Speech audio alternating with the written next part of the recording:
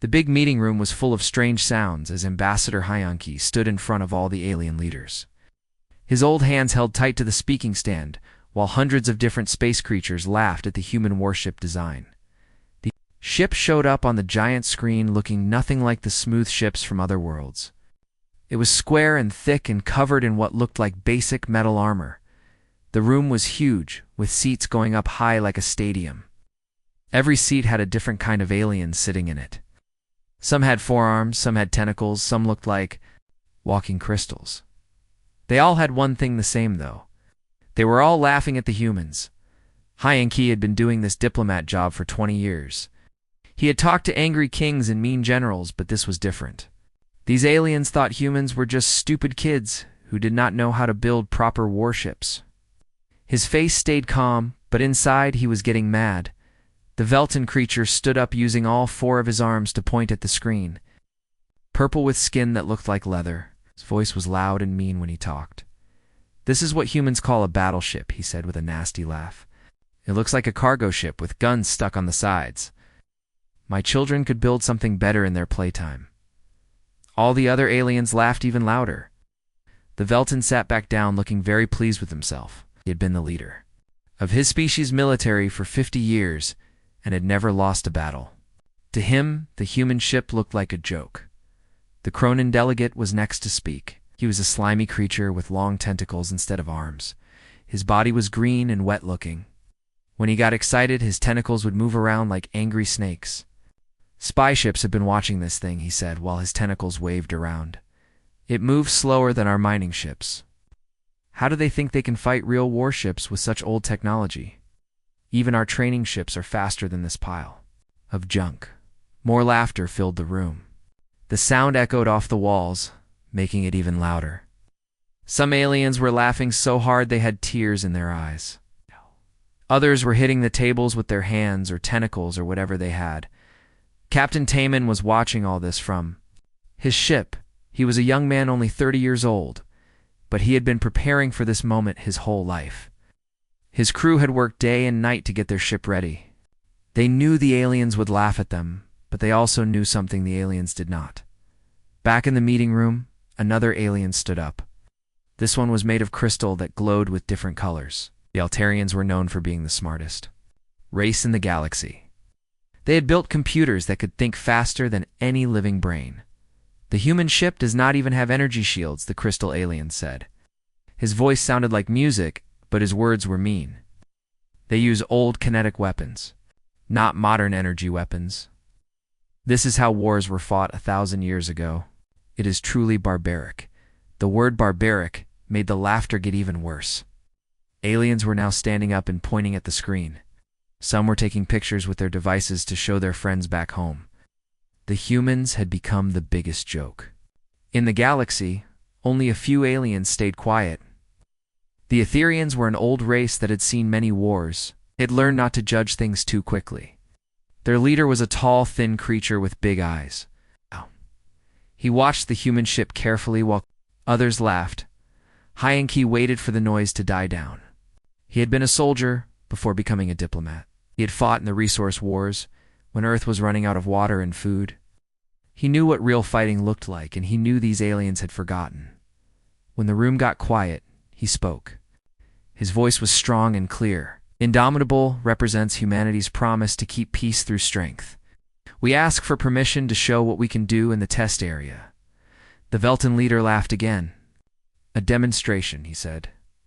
Yes. Let us see this mighty human warship in action. It'll be fun to watch it try to fight our practice drones." "Maybe we should get some medical ships ready too." The Cronin delegate pressed buttons on his communication device he was calling his military ships.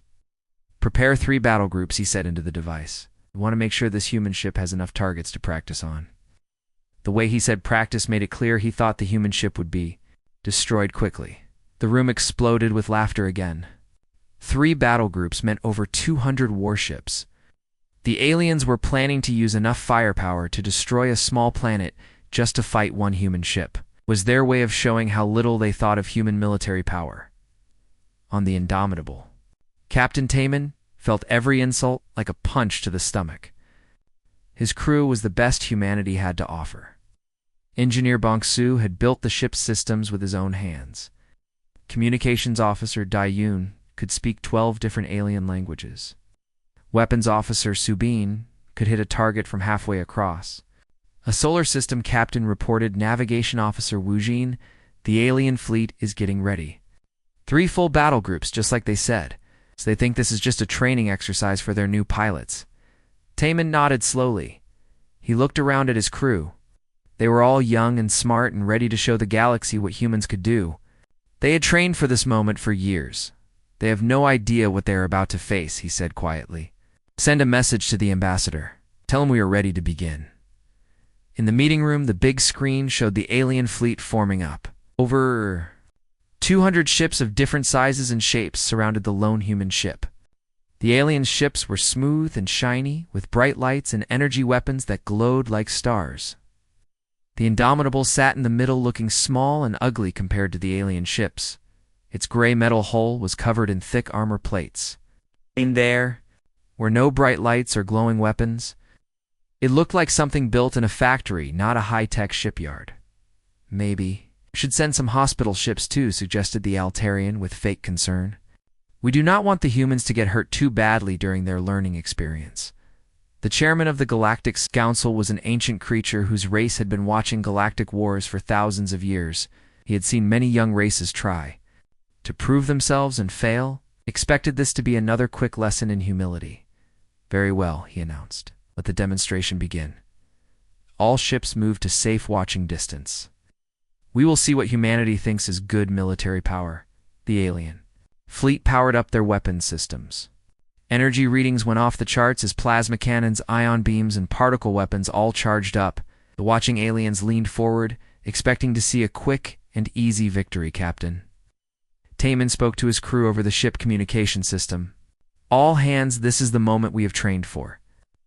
Today we show the galaxy what happens when you underestimate humanity. Engineering power up the main gun. Time to give them something they will never forget. The mockery was about to become a lesson in humility that would change the galaxy forever. The alien fleet moved into perfect attack formation while the Indomitable stayed completely still. Captain Taman walked slowly through his ship's hallways, his boots making echoing sounds on the metal floors. The human ship felt different from alien vessels. Everything was built for use, not for looking pretty. The walls were thick and strong. The lights were bright and practical. There were no fancy decorations or glowing crystals like on alien ships. Every part of the ship had been designed to do a job and do it well. This was a ship built by people who understood what real fighting was like. Captain called Chief Engineer Bong-Su from the engine room. His voice was calm and confident. The fusion core is running perfectly. All systems are working great. The main cannon is charged and ready to fire. Tay-Min stopped at a small window to look out at the alien ships. They were moving in textbook formation, exactly like any military school would teach. Lots of firepower, coordinated attacks, and complete confidence in their technology. It was also exactly what humanity had been preparing to fight against. The alien ships looked beautiful. As they moved through space, their hulls were smooth and shiny. Energy weapons glowed along their sides like jewels. They moved with grace and precision, showing off thousands of years of advanced technology. But beauty and grace were not what won battles. In the medical bay, Dr. Yoonji finished getting ready for what might come. She had studied alien bodies for years, knowing that someday humanity would need to understand their enemies. Her research had shown her something important about most space races. They had become soft after thousands of years of peace. Their wars were more about showing off than actual fighting. They had forgotten what real combat looked like.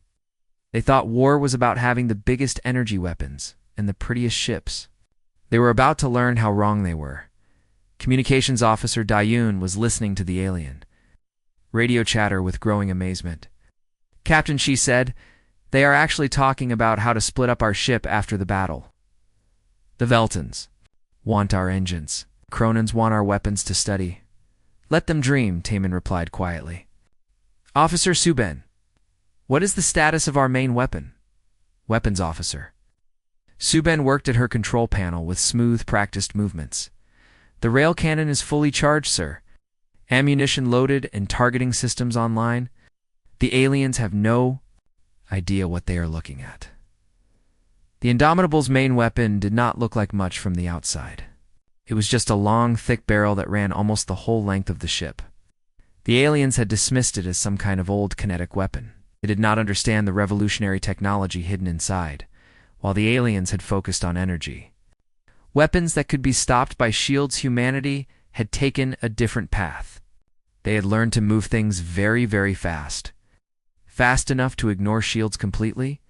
Fast enough to turn any target into expanding gas and metal fragments. Navigation Officer Wu Jin studied the tactical display, watching the alien ships get into position. They are keeping standard shield coverage, Captain. Energy barriers up, but they are not designed to stop solid objects. Their confidence is making them careless. In the Galactic Council meeting room, the delegates watched with amused excitement. The alien fleet had completely surrounded the human ship. Their weapon systems created a light show of charged energy. The Indomitable looked helpless, like an old cargo ship about to be taught a hard lesson. "I almost feel sorry for them," said the Nexari representative. His scaled skin was green, and his eyes were yellow like a snake's. "They clearly do not understand what they are facing." Ambassador Hyanki stood silently with his hands behind his back. He had served in Earth's military during the Resource Wars. He had seen what happened when enemies underestimated human determination. The aliens were about to learn that lesson for themselves. The Velton commander's voice came over the communication. "Channel's human vessel, you are surrounded. Give up now, and we will make sure your crew gets medical help after we show you how useless your position is." Captain Taman's response was calm and steady. "Negative, Velton fleet. We are here to demonstrate our abilities. You may start your attack when ready." The alien ships responded with mocking laughter on all radio frequencies. 3 battle groups over 200 vessels against 1 square human ship. "The outcome seemed obvious to everyone except the humans, sir," reported Tactical Officer Ginho. From his station, the alien fleet is moving to attack positions. They are charging their main weapons. All ships are staying in formation. Tae-Min walked to the center of the bridge. His crew worked with quiet efficiency around him. There was no panic, no fear, just the calm professionalism of people who knew exactly what they were doing. The Indomitable had been designed for this moment. The ship had been built with one purpose in mind: to prove that humanity deserved respect among the stars. Yet every bolt and wire had been placed with care. Every system had been tested again and again. This was not just a warship, it was a statement. "All hands, this is the captain," Taman announced over the ship communication system. "In 30 seconds, we are going to show the galaxy what happens when you underestimate the human spirit. Engineering. Prepare for maximum power to the main gun. All other systems stand by for combat operations." The alien fleet began their attack run. Weapons systems blazed with deadly energy. Plasma bolts and ion beams reached out toward the human ship, expecting to overwhelm its basic defenses.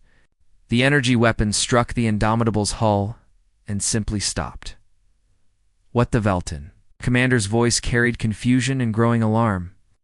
"Our weapons are having no effect." The human ship's armor was not just steel plating. It was a revolutionary composite material that absorbed and scattered energy attacks. While the aliens had spent centuries perfecting their energy weapons, humanity had quietly developed the perfect defense against them. The composite armor had been developed during the Resource Wars when Earth faced enemies with advanced energy weapons. Human scientists had learned to create materials that could drink energy attacks like a sponge drinks water. The aliens' energy weapons were useless against it. Target acquired, Subin reported with deadly calm. "The main cannon is ready to fire, Captain." Taman's voice was steady as he gave the order that would change everything. Fire. The Indomitable's main cannon fired with the force of a dying star. The railgun, humanity's most secret weapon, accelerated a tungsten projectile to nearly 10% the speed of light. The shot was not just a weapon, it was a statement written in physics and delivered with the precision of human engineering. The projectile struck the lead Velton battleship with devastating effect. The massive vessel pride of the Velton fleet simply stopped existing. One moment it was there with its shields glowing with confident energy. The next moment it was expanding debris and superheated gas that glowed like a small sun. The kinetic energy release was so enormous that it created a brief artificial star visible across the entire solar system. The explosion was brighter than anything the aliens had ever seen from a single weapon. It was not just destruction, it was physics-made. Manifest in the most violent way possible, the shockwave rippled outward, striking the surrounding ships with devastating force. Vessels that had survived countless battles were torn apart by the pure physics of the impact. The carefully maintained formation dissolved into chaos as captains realized they were facing something beyond their understanding. Impossible screamed. The Cronin fleet commander, his tentacles writhing in panic. Nothing can generate that much kinetic energy. It violates every principle of space combat we know. The Cronin had been studying space warfare for over 1,000 years. They had written the textbooks that other species used to train their officers. They had never seen anything like this. Their understanding of physics said it should not be possible. On the Indomitable's bridge, the crew watched their instruments with professional satisfaction. Chief Engineer Bongzu's voice came over the intercom. Main cannon, cycling for second shot. All systems working perfectly. The fusion core is handling the power draw without any problems. The alien fleet tried to regroup, but their formations were in ruins. Ships crashed into debris fields, their sensors overwhelmed by the electromagnetic pulse from the projectile's impact.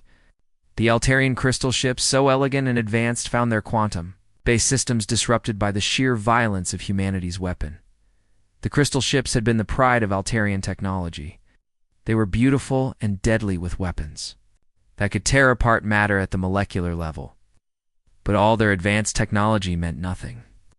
When faced with a chunk of metal moving at 10% of light speed, in the Galactic Council meeting room, the delegates sat in stunned silence.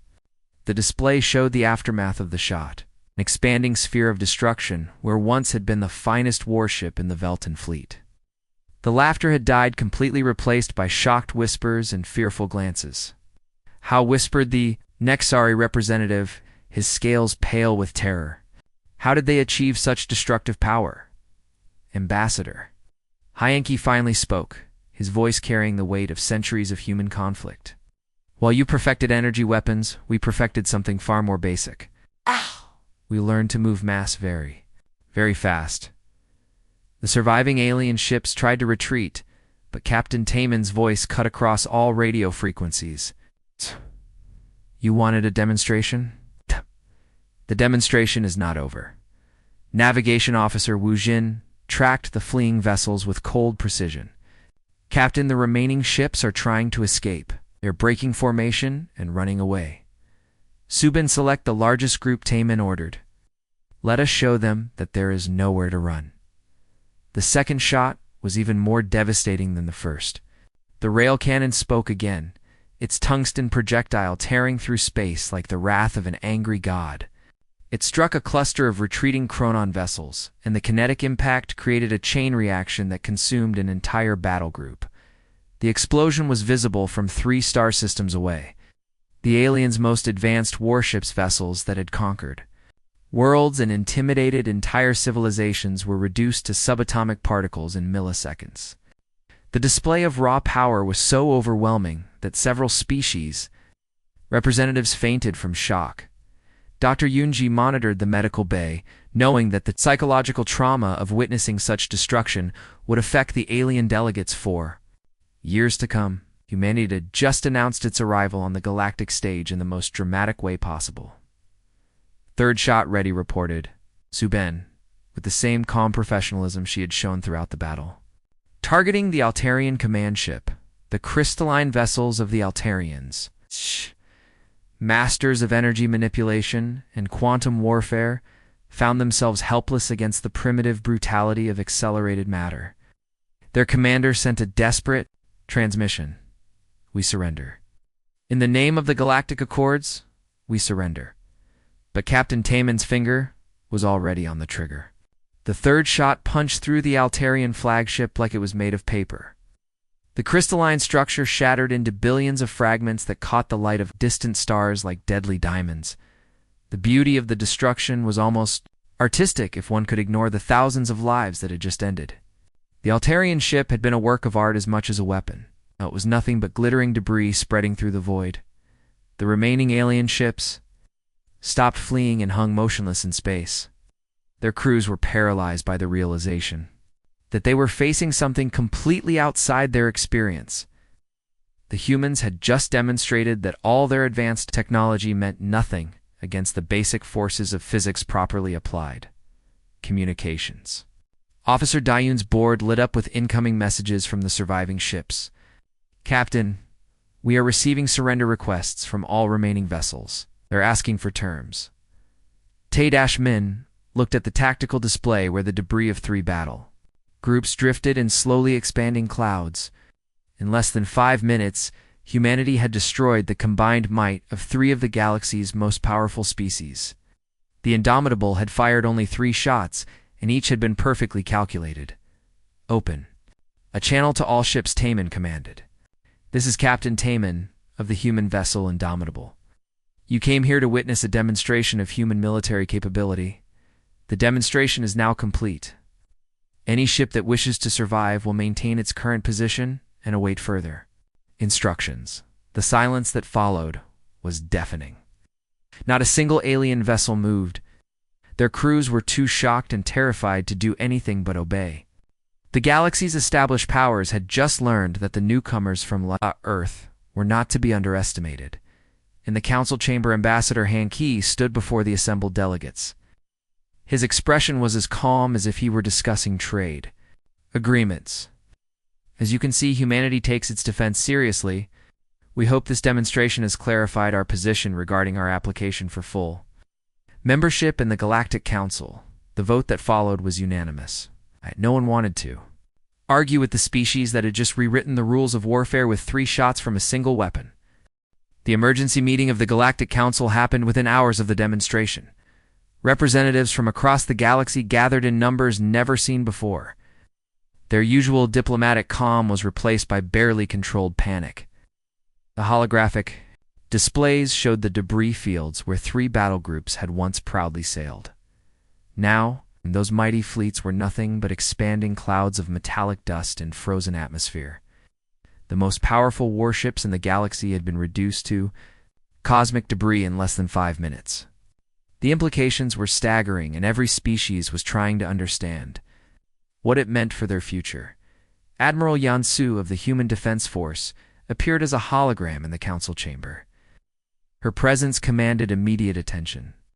Unlike the politicians and diplomats who usually spoke to the assembly, she carried herself like someone who had seen real combat. Her uniform was simple and practical. It bore the scars of battles fought in the outer colonies where humans had learned to fight against impossible odds. She was not there to make friends or win votes. She was there to explain what had just happened. Honored delegates, she began her voice carrying across the vast chamber. I understand there are concerns about humanity's military capabilities. Let me address them directly. The Etherian representative, one of the few species that had remained neutral during the demonstration, spoke first. Admiral, your weapon appears to violate several basic principles of galactic warfare. How is such destructive power possible? Yo Unsu's expression remained neutral as she explained. What you witnessed was not magic or some alien technology. It was applied physics, the same principles that govern the movement of planets and stars. We simply learned to accelerate matter to extreme velocities. Dr. Beho, humanity's chief scientist, stepped forward to provide technical details. His weathered face showed the strain of years spent developing the technologies that had just shocked the galaxy. The rail cannon uses electromagnetic fields to accelerate projectiles. While your species focused on energy weapons, we focused on kinetic energy. The Velton representative, his forearms trembling with barely controlled rage, stood to address the assembly. You destroyed 3 of our finest vessels. Thousands of lives lost. This is not warfare, this is barbarism. Captain Tay-Min's voice cut through the accusation with cold precision. You surrounded our ship with overwhelming force. You fired first. We responded with measured escalation. If you consider the consequences of your actions barbaric, perhaps, you should reconsider your approach to diplomacy. The truth was undeniable. The tactical recordings showed clearly that the alien fleet had opened fire on the Indomitable. Their energy weapons had struck the human vessel with full intent to destroy. The fact that their weapons had proven useless did not change the reality of their aggressive intent. Chief Engineer Bongsu's voice carried from the Indomitable's engine room through the communication link. We gave you every opportunity to reconsider. Our ship sat motionless while you positioned your forces. We could have fired at any time during your approach, but we waited until you committed to hostilities. The Cronin delegate's tentacles writhed with frustration as he realized the political implications. You've upset the balance of power that has maintained peace for centuries. Your weapons make our fleets obsolete. Ambassador Hyenki stepped forward, his diplomatic training evident.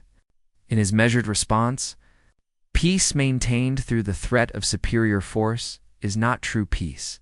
It is merely the absence of war. Humanity offers something different. Partnership based on mutual respect. The council chamber buzzed with frantic discussions as species. Representatives calculated the implications of humanity's demonstration. Trade routes would need to be reconsidered. Military budgets would need to be recalculated. Defensive strategies would need to be completely reimagined. Dr. Yuni's medical expertise proved valuable as she addressed the psychological impact of the demonstration. We understand that witnessing such destruction can be traumatic. However, it is important to remember that our weapons were used defensively. We fired only after being attacked.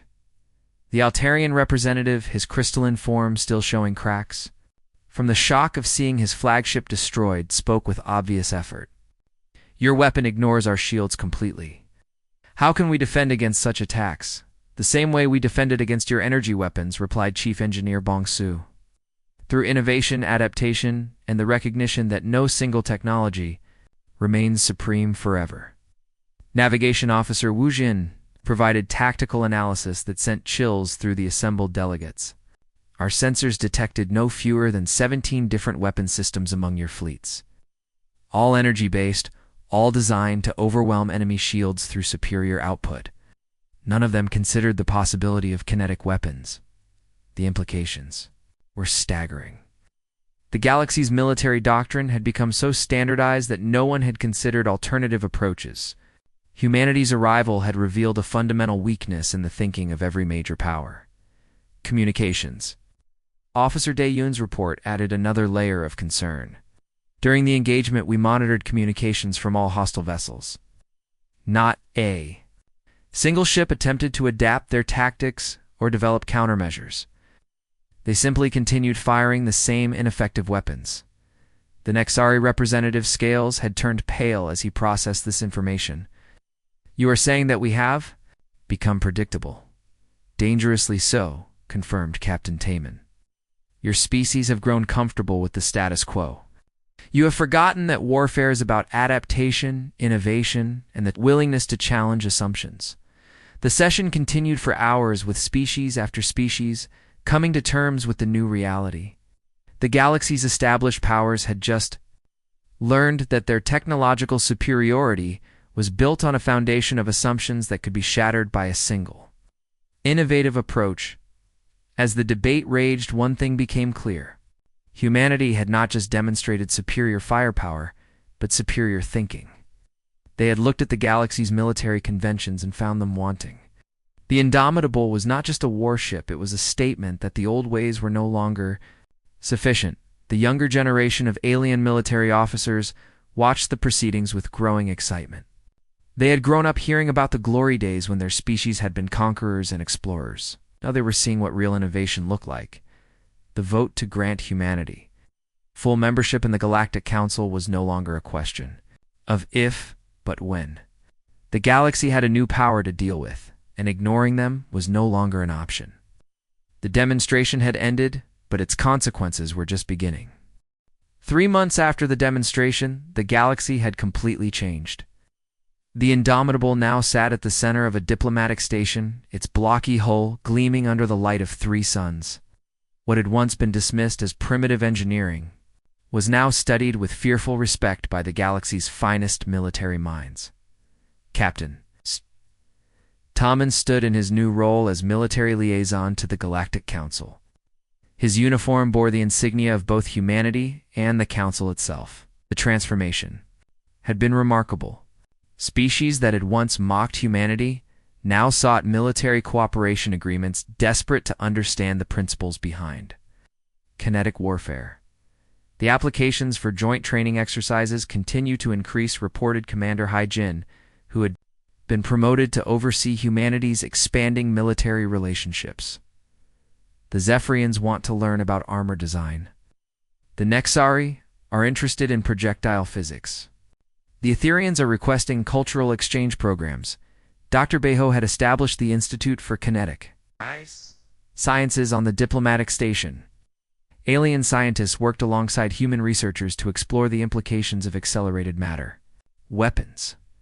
His laboratory had become one of the most secure facilities in the galaxy, its secrets closely guarded by international treaty. The breakthrough is not just in the weapons themselves, he explained to a gathering of alien scientists. It is in the manufacturing processes, the materials science, and the mathematical models required to make such weapons practical. We are talking about a complete revolution in how warfare is conducted. The economic implications were staggering. Human industrial capacity, once dismissed as primitive, now commanded premium prices throughout the galaxy. The steel and composite materials that formed the Indomitable's armor were now more valuable than exotic crystals. Chief Engineer Bongsu had been overwhelmed with requests for consultation on defensive systems. They are all asking the same questions. He told his staff during a briefing. How do we defend against kinetic weapons? How do we build armor that can withstand such impacts? The answer is simple. You cannot stop them, you can only deflect or absorb them. The political ramifications extended far beyond military considerations. The Galactic Council's power structure, stable for over 1,000 years, was being quietly reorganized. Humanity's representative ambassador Hyenki now sat on the Security Council with voting power equal to species that had ruled their sectors for millennia. The old guard is struggling to adapt, observed political analyst Minho during his daily briefing. Species that have maintained power through technological superiority are finding that their advantages can be negated by innovative thinking. They are not just dealing with new weapons, they are dealing with a new way of approaching problems. The psychological impact on the galaxy's military leadership was profound. Admiral Yansu had established a new training program that focused on adaptive thinking rather than technological superiority. We are not teaching them to build better weapons, she explained. We are teaching them to think differently about warfare itself. The results were already visible. The Cronin fleet had begun experimenting with kinetic weapons, though their initial attempts were crude compared to human technology. The Altarians had redesigned their crystalline ships to better absorb kinetic impacts, while the Veltans had begun developing new tactical doctrines. Dr. Suni's psychological research had revealed fascinating insights about the galactic military mindset. They had become so comfortable with their technological advantages that they stopped innovating, she reported. Humanity's arrival forced them to confront the reality that superiority is temporary and survival depends on constant adaptation. The most significant change was in the nature of diplomatic relationships. Before humanity's arrival, negotiations were often conducted through displays of military might. Species were more likely to seek peaceful resolutions. Knowing that any conflict could escalate beyond their ability to control, the galaxy is more peaceful than it has been in centuries, observed diplomatic historian Saul Young. Not because everyone has become peaceful, but because everyone understands that the cost of warfare has become potentially catastrophic. The Indomitable itself had become a symbol of this new reality. Its crew continued their duties with the same professional competence they had shown during the demonstration. But they were now aware that their ship represented something larger than humanity's military capability. Communications officer Dayun had noticed a significant change in the tone of interstellar communications. Before the demonstration, most species spoke to us with condescension or dismissal. Now there is careful respect in every transmission. They are not just talking to another species, they are talking to the people who changed the rules of the game. Navigation. Officer Woojin had been promoted to head the new department of strategic planning. He worked with representatives from multiple species to develop new approaches to interstellar security. The old model of mutual assured destruction through energy. Weapons has been replaced by something more complex, he explained. The transformation extended to civilian sectors as well. Human art, literature, and philosophy were suddenly in high demand throughout the galaxy. Species that had once dismissed human culture as primitive now sought to understand the thinking that had produced such revolutionary military technology. It is not just about the weapons, explained cultural attached Subin. They want to understand how we think, how we approach problems, how we innovate. They are realizing that our military success was not just about better technology, it was about better thinking. The galaxy had learned that. Underestimating humanity was a mistake that could have catastrophic consequences. The species that had once laughed at the Indomitable's blocky design now understood that appearances could be deceiving, and that true strength came from the courage to forge new paths. Young aliens from across the galaxy applied to study at human institutions.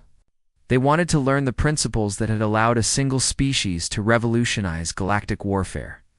Human universities established exchange programs, while human companies found themselves flooded with requests for partnerships.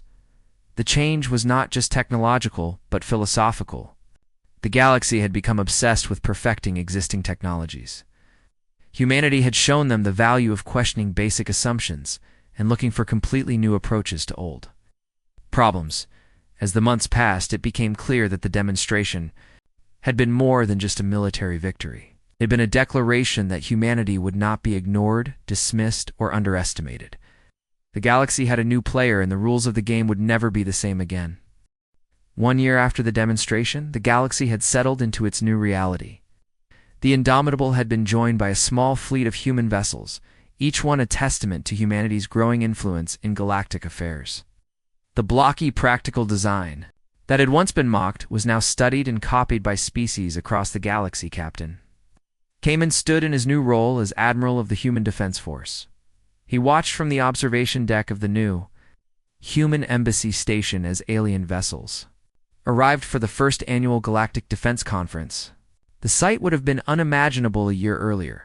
Species that had once dismissed humanity as primitive now sought their guidance in military matters. The conference hall was filled with delegates from hundreds of worlds, all eager to learn. From the people who had changed everything with 3 shots from a single weapon. The conference agenda is impressive, reported Deputy Ambassador Chan Wu, reviewing the schedule of presentations. The Veltons want to discuss joint development of kinetic weapons. The Cronins are proposing a new treaty on warfare limitations. The Etherians are requesting cultural exchange programs. The transformation had been remarkable. The galaxy's military academies now taught courses on human warfare philosophy. The principles of adaptive thinking had become standard doctrine. Young officers from dozens of species studied aboard human vessels, learning that true strength came from questioning assumptions. Admiral Yansu had been promoted to Supreme Commander of Allied Forces, a position created specifically to coordinate the galaxy's new approach to defense. Her staff included officers from every major species, working together to develop strategies that emphasized cooperation over competition. The most important lesson we have taught them, she explained to a gathering of human officers, is that warfare is not about having the best weapons, but about thinking differently than your opponent. The moment you become predictable, you become vulnerable. Dr.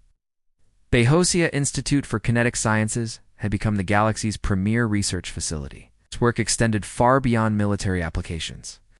The principles of accelerated matter were being applied to everything from mining operations to space exploration, revolutionizing industry throughout the galaxy. The economic impact had been transformative. Human industrial techniques, once dismissed as crude, now powered the galaxy's economy. The materials and manufacturing processes that had created the Indomitable's armor were now licensed to species across the galaxy, generating wealth that funded humanity's continued expansion.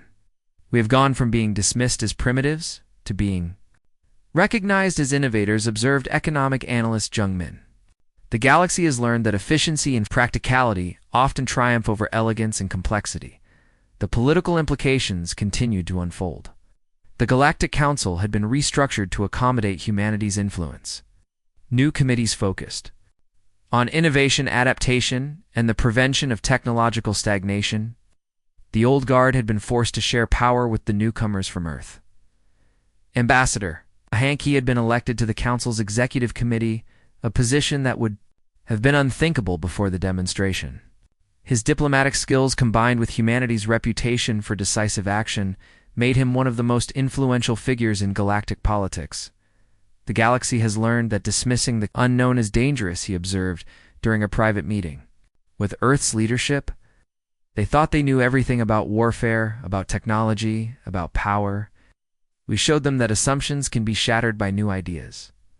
The psychological impact on the galaxy's civilizations had been profound. The species that had once felt secure in their technological superiority now understood that innovation was essential for survival. Research programs focused on adaptive thinking were established throughout the galaxy.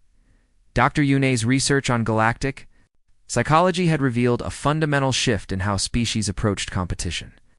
Before humanity's arrival, most species competed by trying to perfect existing technologies, she explained. Now, they are learning to compete by finding entirely new approaches to old problems. The military implications extended far beyond individual weapon systems. The galaxy's approach to defense had been revolutionized. Species worked together to develop strategies that emphasized flexibility over raw power. The old model of massive fleets facing each other in direct combat had given way to more sophisticated approaches. Chief Engineer Bong Su had been appointed to head the new Galactic Defense Research Council. He worked with the finest minds from across the galaxy to develop new technologies. The most important thing we have accomplished, he told his diverse staff, is proving that there is always a better way to do things. The cultural impact had been equally significant. Human art, literature, and philosophy were no longer curiosities, but essential studies. Universities across the galaxy offered programs in human studies, seeking to understand the thinking that had reshaped the galaxy. The younger generation of galactic citizens had been particularly affected by humanity's example. Young aliens studied human history, learning about the species that had overcome countless challenges through innovation and determination. Earth's academies now hosted exchange students from across the galaxy. Navigation Officer Wu Jin had established the Strategic Innovation Institute. Officers from multiple species worked together to develop new approaches to interstellar security. We are not just teaching them to copy our methods, he explained. We are teaching them to think like humans. The demonstration's anniversary had become a galactic holiday. It was celebrated not as a military victory, but as a reminder that progress came from challenging established thinking. The day was marked by conferences, exhibitions, and educational programs that emphasized innovation and adaptation. Captain Taman had been promoted to Fleet Admiral, commanding humanity's growing fleet of vessels. Each ship incorporated lessons learned from the Indomitable's success, but each also pushed the boundaries of what was possible, ensuring that humanity would continue to surprise the galaxy. The galaxy learned an important lesson that day, he reflected during the anniversary ceremony. They learned that underestimating the unknown is dangerous, that assuming your way is the only way is foolish, and that true strength comes from the courage to think differently. The legacy of the demonstration extended far beyond military considerations. The galaxy had become a more dynamic, innovative place where species competed through creative problem-solving rather than just technological advancement. The old model of static power structures had given way to a more fluid system. The species that had once laughed at humanity's primitive warship now understood that appearances could be deceiving. Innovation often came from unexpected sources, and the galaxy's future belonged to those willing to challenge conventional wisdom. The Indomitable had fired only 3 shots, but those shots had changed the course of galactic history.